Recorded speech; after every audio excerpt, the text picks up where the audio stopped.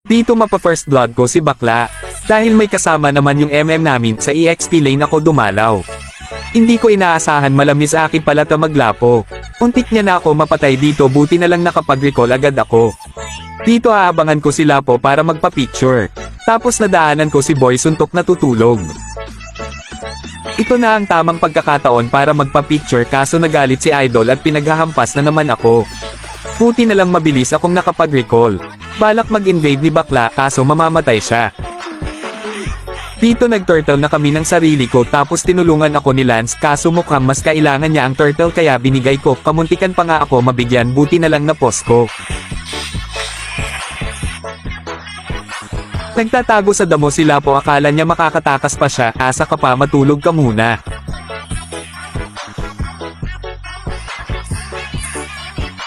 Ang sama ng binabalak sa akin ni Franco at Lance kaya kamuntikan na naman ako dito.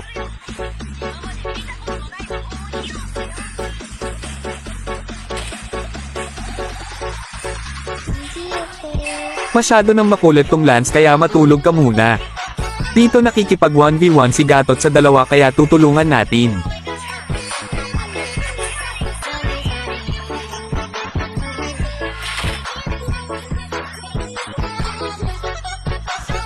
Dito saktong-sakto yung kagat sa akin ni Franco para mamatay siya.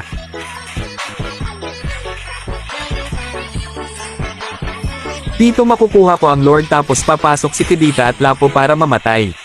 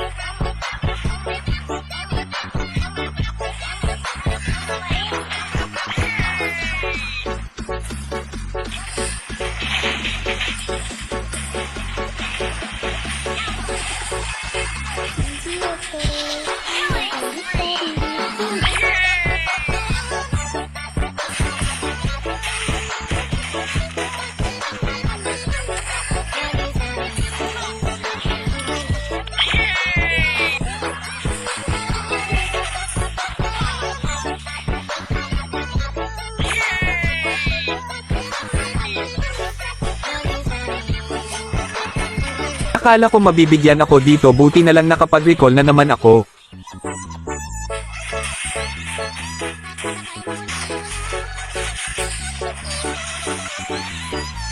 Dito nakapag-recall na naman ako. Buti na lang talaga, tapos na. Tapos nakaka-recall ko, hahaha, dito na lang Idol, salamat sa panonood, pa-follow na lang Idol, salamat.